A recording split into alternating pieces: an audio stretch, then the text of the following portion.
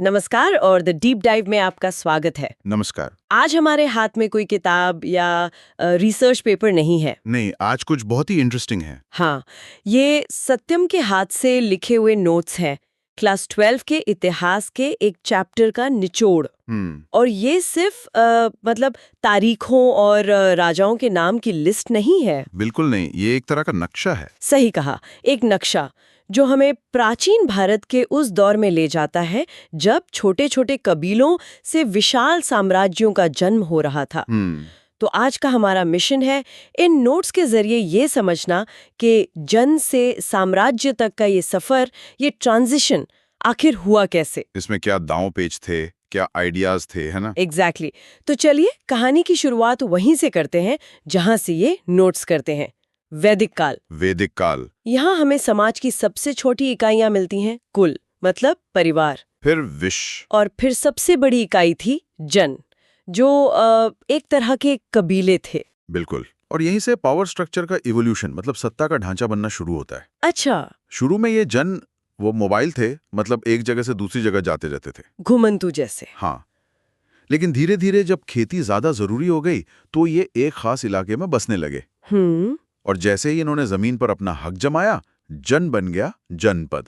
जनपद, जन और पद मतलब पैर। हाँ, वो जगह जहां जन ने अपना पैर रखा, ये एक बहुत बड़ा शिफ्ट था। कबीले से एक टेरिटरी की तरफ। सही। और फिर इन जनपदों में भी पावर स्ट्रगल शुरू हो गया होगा, जैसे आज कंपनियों के बीच होता है, कोई छोटी रह जाती है, कोई बहुत बड़ी बन जाती है। एग्जैक्टली, वही हुआ। लगभग 600 ईसा पूर्व के आसपास इनमें से कुछ जनपद दूसरों से ज्यादा ताकतवर, ज्यादा अमीर और बड़े हो गए। और इन्हें ही कहा गया महाजनपद। हाँ, महाजनपद। बौद्ध और जैन टेक्स्ट हमें ऐसे 16 महाजनपदों के बारे में बताते हैं। 16? सोचिए, एक तरह का गेम ऑफ थ्रोन्स चल रहा था, जहां मगध, कोसल, वत्स और अवंती जैसे बड़े प्लेयर्स थे। और ये सब पूरे नॉर्थ इंडिया पर कंट्रोल के लिए आपस में लड़ रहे थे। बिल्कुल। इन 16 में से भी एक नाम है जो मतलब सबको पीछे छोड़कर सुपर पावर बन गया, मगध। मगध। सत्यम के नोट्स में इसके कुछ कारण दिए हैं, जैसे उपजाऊ जमीन, लोहे की खदानें, हाथी। ये तो टेक्स्ट बुक वाले कारण लगते हैं। क्या इसमें कोई गहरी बात है? बात गहरी ही है। ये सिर्फ रिसोर्सेज की एक लिस्ट नहीं है, ये एक परफेक्ट स्टॉर्म था। अच्छा। चलिए इसे कनेक्ट करते हैं। मगध गंगा के मैदान में था, यानी खेती के लिए जमीन बहुत उपजाऊ थी। ठीक है। इसका मतलब है एग्रीकल्चरल सरप्लस, जरूरत से ज्यादा अनाज। अब जिस राजा के पास ज्यादा अनाज है वो एक बड़ी सेना को खिला सकता है, और वो भी साल भर। ये मगध का पहला एडवांटेज था। ज्यादा अनाज मतलब बड़ी सेना, सिंपल इकोनॉमिक्स। और उस सेना को चाहिए हथियार, लोहा। हाँ। मगध के पास ही आज के झारखंड वाले इलाके में लोहे की खदानें थीं, तो उन्हें बेहतरीन क्वालिटी का लोहा मिला, जिससे मजबूत हथियार और औजार बने। लेकिन यहाँ एक और एंगल है।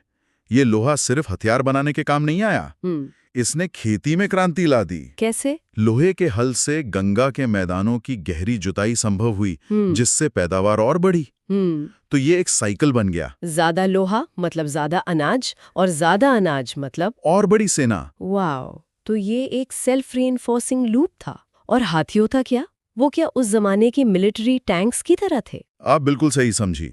उस जमाने में हाथी एक शॉक वेपन थे। Shock weapon? वो दुश्मन की सेना की फॉर्मेशन को तहस नहस कर देते थे, किलों के दरवाजे तोड़ देते थे।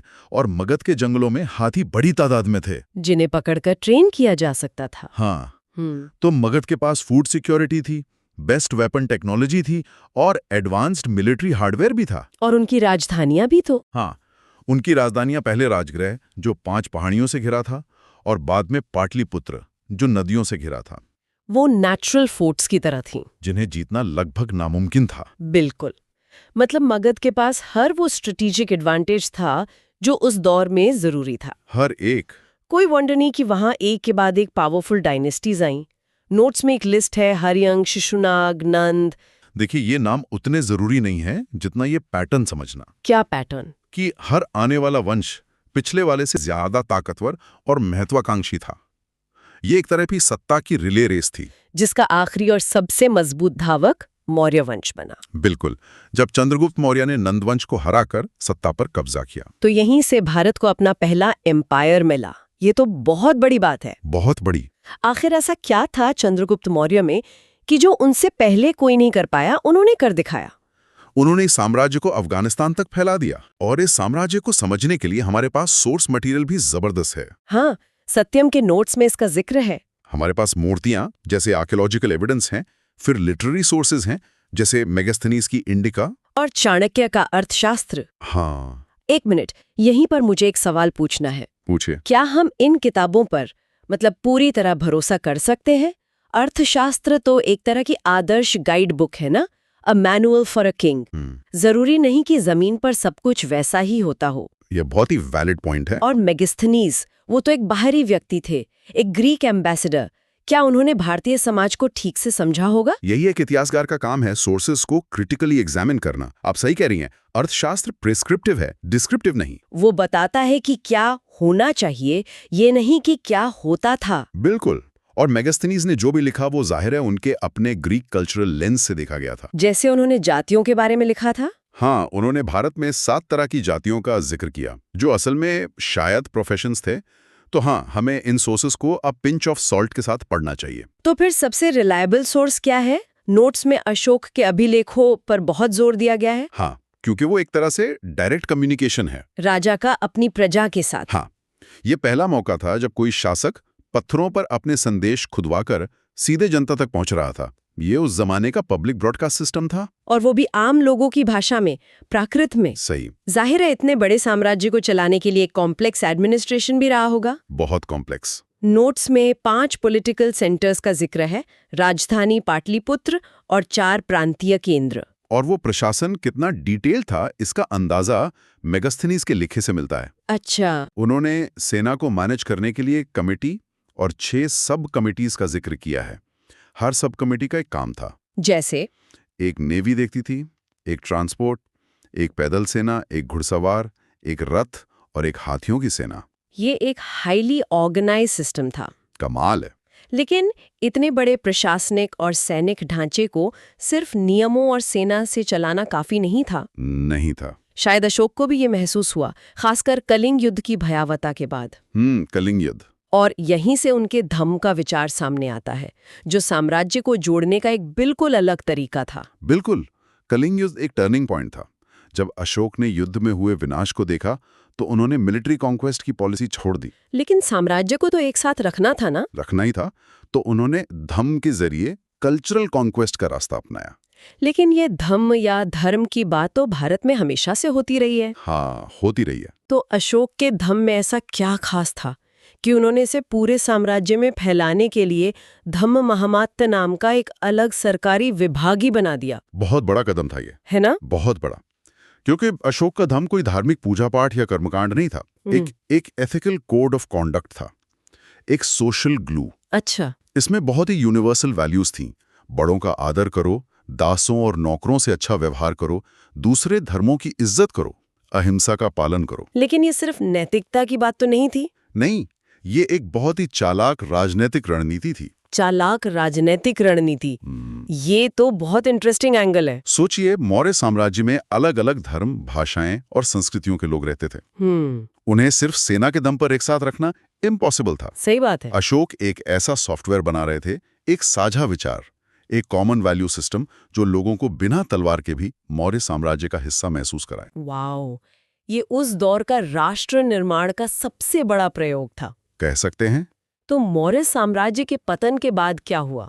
क्या सब बिखर गया? नोट्स में दक्षिण के चोल, चेर और पांडे का जिक्र है।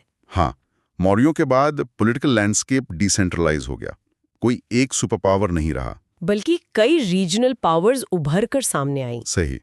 दक्षिण में चोल, चेर और पांडे जैसी सरदारियां या चीफडम्स की, जिनके बारे में हमें संगम साहित्य से पता चलता है। और उत्तर पश्चिम से? वहां से नए खिलाड़ी आए, जैसे कुषाण, जो मध्य एशिया से थे। कुषाणों के बारे में नोट्स में एक दिलचस्प बात लिखी है कि वो खुद को देवपुत्र या देवता का पुत्र कहते थे।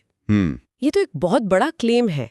राजा खुद को भगवान बता रहे हैं। ये पावर को लेजिटिमाइज करने का, उसे जायज ठहराने का एक नया तरीका था। मतलब? देखिए, मौर्य शासक, खासकर अशोक, अपनी प्रजा के पिता की तरह दिखना चाहते थे, लेकिन कुषाण शासकों ने अपनी लेजिटिमेसी सीधे डिवाइन सोर्स से जोड़ी। अच्छा। उन्होंने अपनी विशाल मूर्तियां बनवाईं, सिक्कों पर अपनी तस्वीरें छपवाईं। ये एक तरह का प्रोपोगेंडा था। अपनी प्रजा को ये संदेश देना कि उनका राजा कोई आम इंसान नहीं बल्कि देवताओं का भेजा हुआ प्रतिनिधि है। एग्जैक्टली। और फिर गुप्त साम्राज्य का दौर आता है, जिसे अक्सर गोल्डन एज भी कहा जाता है। हाँ। इनके बारे में जानने के लिए प्रशस्तियों का जिक्र है। ये प्रशस्ति क्या भला है? प्रशस्ति का मतलब है प्रशंसा। ये दरबारी कवियों द्वारा अपने राजा की शान में लिखे गए लेख होते थे। तो ये ऑब्जेक्टिव हिस्ट्री नहीं है? बिल्कुल नहीं, ये प्योर पीआर एक्सरसाइज है। हाँ। इसका सबसे फेमस एग्जाम्पल है प्रयाग प्रशस्ति, जो समुद्रगुप्त के दरबारी कवि हरिशैन ने लिखी थी। और इसे इलाहाबाद में अशोक के ही एक स्तंभ पर खुदवाया गया था। हाँ, अशोक के स्तंभ पर। मतलब मैसेज ओवर राइटिंग। एक तरह से हाँ, ये एक सिंबॉलिक एक्ट था। ये कहने का तरीका था कि अशोक महान थे, लेकिन अब हम आ गए हैं। पूरे भारत को जीत लिया। इसमें बढ़ा चढ़ाकर बातें लिखी गई होंगी। बेशक, लेकिन ये हमें गुप्त शासकों की सोच के बारे में बताता है कि वो खुद को दुनिया के सामने कैसे प्रेजेंट करना चाहते थे। ये सब तो राजाओं और उनकी पॉलिटिक्स की बातें, लेकिन इन साम्राज्यों को चला कौन रहा था? मतलब आम आदमी का जीवन कैसा था? क्या नोट्स में इस बारे में कुछ है? हाँ, और ये बहुत जरूरी हिस्सा है। इन साम्राज्यों की नींव आम किसान और कारीगर ही थे। खेती का उत्पादन बढ़ाने के लिए नई नई टेक्निक्स अपनाई जा रही थी। सिंचाई के लिए कुएं, तालाब, नहरें बन रही थीं। लेकिन इसका फायदा सबको बराबर नहीं मिल रहा होगा। नहीं, समाज में क्लियर कट डिवीजन था। एक तरफ बड़े बड़े जमींदार और गृहपति थे। गृहपति मतलब? घर के मुखिया, जिनके पास जमीन और संसाधन थे। और दूसरी तरफ भूमिहीन खेतीहर मजदूर थे। सरप्लस बढ़ा, शहरों का विकास तेजी से हुआ। ये शहर ट्रेड और क्राफ्ट के सेंटर बन गए। अच्छा। कारीगरों और व्यापारियों ने अपने अपने संघ बना लिए थे, जिन्हें श्रेणी या गिल्ड्स कहते थे। एक तरह की ट्रेड यूनियंस। हाँ, कह सकते हैं, जो क्वालिटी कंट्रोल करती थी, दाम तय करती थी और अपने सदस्यों के हितों की रक्षा करती थी। और इस पूरे ट्रेड नेटवर्क को फ्यूल कर रहे थे सिक्के। मौर्यों के समय पंचमार्क सिक्के आए। फिर कुषाणों ने सबसे पहले सोने के सिक्के जारी किए, जिन पर राजा का नाम और तस्वीर होती थी। हाँ, ये सिक्के सिर्फ करेंसी नहीं थे, ये सॉवरेनिटी का सिंबल भी थे। ये सब जानकारी हमें अभिलेखों और सिक्कों से मिल रही है, लेकिन एक समय था जब हम इन्हें पढ़ ही नहीं पाते थे। नोट्स में जेम्स प्रिंसेप का नाम है, जिन्होंने ब्राह्मी लिपि को डिसाइफर किया। ये तो एक डिटेक्टिव स्टोरी जैसा लगता है।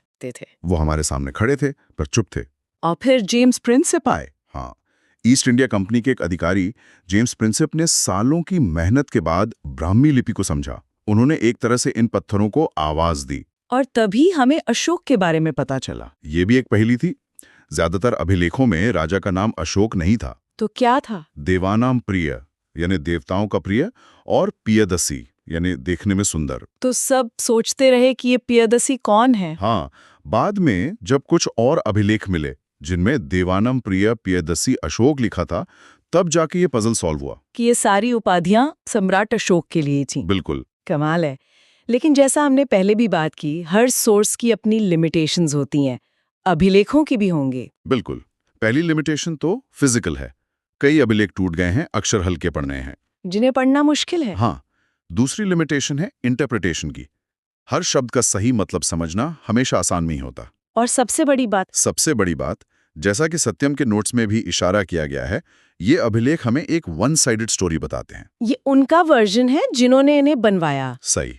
तो इन नोट्स के जरिए हमने जन से साम्राज्य तक की एक लंबी और पेचीदा यात्रा की।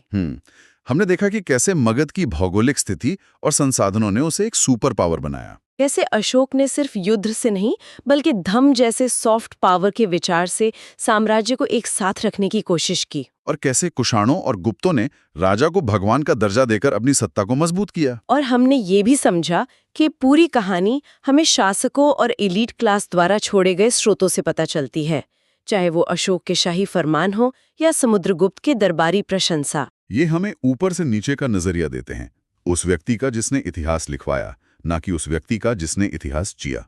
इसी से जुड़ा एक विचार आपके लिए छोड़ जाते हैं। इन अभिलेखों और शाही जीवनियों में हमें राजाओं की जीत और उनके महान विचारों के बारे में तो पता चलता है, लेकिन उस आम किसान, कारीगर या सैनिक का जीवन कैसा था? हाँ, जो इन साम्राज्यों की असली नींव थे।